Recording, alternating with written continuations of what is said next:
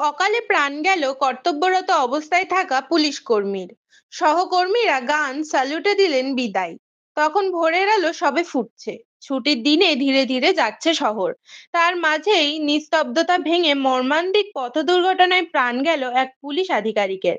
যশোর রোডের দোগাছিয়া এলাকায় ঘটে এই দুর্ঘটনা। আর তাতেই প্রাণ হারালেন বনগাঁ পুলিশ জেলার পুলিশ লাইনে কর্মরত এএসআই বিশ্বজিৎ চক্রবর্তী। ঘটনায় রীতিমতো শোকের ছায়া নেমেছে বনগাঁ পুলিশ মহলে। স্থানীয় সূত্রে জানা যায়, মৃত পুলিশ কর্মীর বাড়ি বনগাঁর খয়রামারি এলাকায়। আদি বাড়ি গাইঘাটা থানার দোগাছিয়া এলাকায়। কর্মসূত্রে বনগাঁয় থাকতেন। এই দিন সকালে দোগাছিয়া থেকে স্কুটি চালিয়ে বনগাঁর দিকে ফিরছিলেন। সেই সময় দোগাছিয়া এলাকায় উল্টো দিক থেকে আসা একটি 407 গাড়ি সজোরে মোটরসাইকেলে ধাক্কা মারে। সংঘর্ষে রাস্তায় ছিটকে পড়েন পুলিশ কর্মী।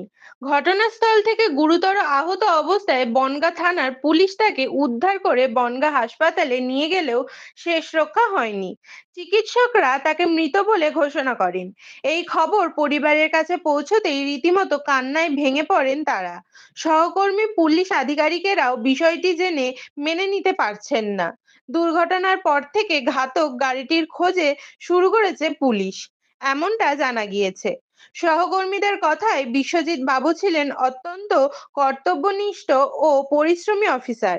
তার অকাল প্রয়াণে শোকস্তব্ধ সহকর্মী ও গোটা পুলিশ মহল। এই দিন ময়নাতদন্তের পর তার দেহ বনগাঁ পুলিশ লাইনে গান স্যালুটের মাধ্যমে সম্মানিত করা হয়।